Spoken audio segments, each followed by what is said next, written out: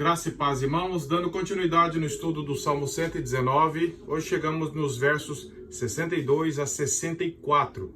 Lembrando você que se você acessar o nosso YouTube, tem a playlist lá, Salmo 119, e você vai acompanhar todo o estudo anterior. No verso 62, o salmista diz assim: Levanto-me à meia-noite para te dar graças, por causa dos teus retos juízos. Ora, se você ver o verso anterior, ele está falando que um bando de perversos cerca ele para prejudicar. E agora ele levanta à meia-noite para dar graças a Deus, lembrando na palavra de Deus que é reta, justa. Isso fala muito ao nosso coração. O medo não tomava conta das orações e da vida e da preocupação do salmista. Ele não ignorava os medos, as ameaças, as perseguições, até o mal que lhe causavam. Mas o foco dele estava em colocar o seu coração diante do Senhor, em gratidão, em alegria, e lembrar da palavra de Deus.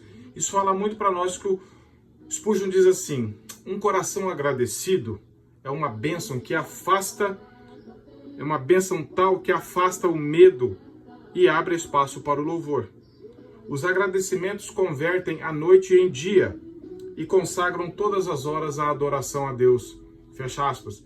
É isso que o salmista experimenta.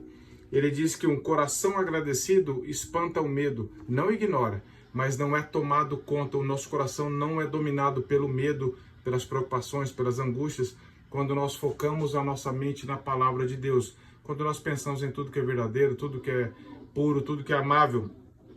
Lembra aqui de um caso de Martin Lloyd-Jones, que ele disse que há mais de 20 anos, quando uma senhora foi procurá-lo, e ela contou que ela tinha muito medo de tempestade, isso tomava conta do coração dela. O céu fechava, ela ficava apavorada, ao ponto de, se ela estivesse na reunião da igreja, ela iria embora para a casa dela. E uma vez ele diz assim, aconselhando ela, ele fala assim: pare de orar especificamente sobre esse seu medo, pois enquanto você estiver orando, você estará lembrando dele constantemente. Você tem que pensar em si como uma discípula do Senhor Jesus Cristo, a quem pertence a Ele, como quem pertence a Ele.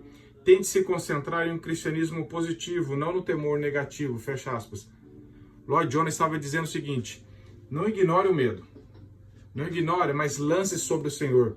Pense na provisão de Deus, no amor de Deus, no cuidado de Deus sobre a sua vida. E não fique rodando em cima do medo. Diz que a preocupação é quando nós ficamos dando conselho para nós mesmos. A oração é quando nós pedimos o conselho para Deus. Então ele acalma o nosso coração. Isso fala muito para mim e para você, nos nossos medos, preocupações, angústias, ansiedades. Não foquemos tanto nisso, focamos no cuidado de Deus. Lancemos sobre Ele a oração, sim, temos esse dever, essa liberdade. Mas começamos a meditar no cuidado dEle, paternal, na soberania, no amor dEle por nós, que isso vai nos trazer tranquilidade em meio ao caos. Isso é um grande aprendizado para mim e para você. E no verso 63, o salmista diz assim: companheiro sou de todos os que temem e dos que guardam os teus preceitos. Isso é muito valioso para nós. O cristão é aquele que, primeiro no verso anterior, se relaciona com Deus. Levanto-me à meia-noite para dar graças pelos teus retos juízos. Nós temos primeiro uma vida aqui com Deus, vida pessoal, não pública, uma vida pessoal, privada.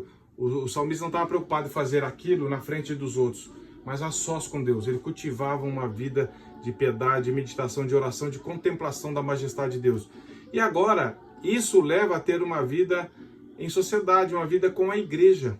Ele diz o seguinte: o cristão que se relaciona corretamente com Deus vai se relacionar corretamente com as pessoas.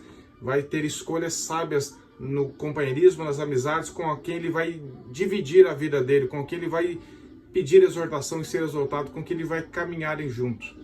Por outro lado, nós sabemos que todo cristão é sal da terra e luz do mundo. Nós temos que relacionar com os ímpios. Nós temos que levar o evangelho para as pessoas não salvas. No seu trabalho, na sua família, se tiver pessoas que não são cristãs, seja ali sal e luz, testemunha, fale do evangelho, relacione com as pessoas. Mas isso tem um limite curto, porque são duas cosmovisões diferentes. Agora, na escolha de amizades verdadeiras, com quem você vai decidir andar junto, compartilhar da vida, a mesma cosmovisão, então você tem que fazer escolhas sábias, como o salmista diz aqui. Olha o que Spurgeon diz: o homem santo passava suas horas com Deus e seus dias com o povo de Deus. Aqueles que temem a Deus amam aqueles que também o temem e selecionarão as suas companhias. enquanto forem verdadeiramente tementes a Deus. Davi era um rei e, apesar disso, ele se associava com todos os que temiam o Senhor, a despeito de serem obscuros ou famosos, pobres ou ricos. Fecha aspas. Davi amava o povo de Deus porque primeiro ele cultivava um relacionamento correto com Deus. Ele não buscava amizade, companheirismo com quem se dizia ser cristão. Ele não andava junto no sentido de intimidade cristã com apenas quem vai a uma igreja. Mas ele diz, com os que temem o Senhor e guardam a tua palavra. Ou seja, ele quer amizades que vão fortalecê-lo na vida cristã, amizades que vão ajudá-lo a amar a Deus. É isso que ele está querendo dizer. Ele não está dizendo que ele não tinha critério nenhum. O critério dele era temor a Deus. Isso deve ser o nosso também. J.C. Ryle diz assim: nunca se satisfaça com uma amizade que não seja benéfica à sua alma.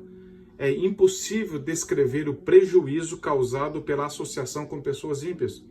O diabo dispõe de poucas ajudas melhores que essas para arruinar a sua alma. Fecha aspas. E ele termina assim, mesmo J.C. Ryle: bons amigos estão entre as maiores bênçãos que podemos ter. Eles podem nos afastar do mal, animar-nos em nosso caminhar, dar uma palavra no tempo apropriado, levar-nos a pensar nas coisas do alto e a continuar avante na carreira cristã. Mas um mau amigo é um verdadeiro infortúnio, é um peso que continuamente nos puxa para baixo e nos prende às coisas terrenas. Mantenha amizade com um homem que não teme a Deus e é mais provável que acabará se tornando igual a ele. Fecha aspas. Essa é a advertência de J.C. Ryle. Então ele conclui: que tipo de amigo devo escolher? Você me pergunta. Ele diz: escolha amigos que trarão benefícios à sua alma. Amigos que sejam realmente respeitáveis, os quais você gostaria de ter ao lado no seu leito de morte. Amigos que amam a Bíblia e não temem falar-lhes sobre ela, dos quais na volta de Cristo ou no dia do juízo, você não se envergonhará por tê-los conhecido. Fecha aspas. É isso que Davi está falando. Ele sabia que ele precisava de Deus para amar as pessoas. Por isso ele relaciona corretamente com Deus. Ele sabia que ele precisava desses irmãos para continuar amando a Deus, para fortalecê-lo na caminhada. Essa é uma grande lição para mim e para você também. E no último verso desta meditação, verso 64, o salmista diz assim, abre aspas: a terra, Senhor, está cheia da tua bondade, ensina-me os teus decretos. Davi tinha passado por várias provações, perseguições, dificuldades, mas jamais ficou fora do alcance das misericórdias de Deus. Jamais foi desamparado da bondade de Deus. Ele andou por cavernas, ele foi perseguido, mas ele conseguia ver a mão de Deus, a bondade de Deus sustentando a sua vida. Isso mostra que ele não associa a bondade de Deus com situações apenas favoráveis no ponto de vista dele, mas no cuidado de Deus. Deus é bom o tempo todo. Ele tinha passado por muitas dificuldades, mas ele vê a bondade de Deus. E ele diz: Senhor, ensina-me os teus decretos. Ou seja, ele tem um coração realmente piedoso. Ele quer continuar aprendendo, ser ensinado. Ele não diz: eu já aprendi, eu já sei, já está bom. Ele diz: ensina-me. É um coração humilde. Spurgeon diz assim: aquele que tem a Deus como sua porção, como Davi já tinha falado, anseiam por tê-lo como seu Senhor. Além disso, aqueles que se decidiram a obedecer são os mais ansiosos a serem ensinados. Fecha aspas. Nós devemos sempre clamar ao Senhor: Senhor, o Senhor é bom para conosco. Apesar das adversidades, o Senhor é bom e a terra ainda expressa a tua bondade, embora esteja sujeita ao pecado. O Senhor não nos abandonou. E, Senhor, continua me ensinando, porque eu preciso continuar aprendendo sempre do Senhor na tua palavra. Esse é um coração humilde que vai nos fazer crescimento em santidade, em temor a Deus, em relacionamento com o povo de Deus. Que Deus te abençoe, que Deus te guarda e continue nos acompanhando aqui e compartilhe essa mensagem se você foi edificado por ela. Até breve, se Deus permitir.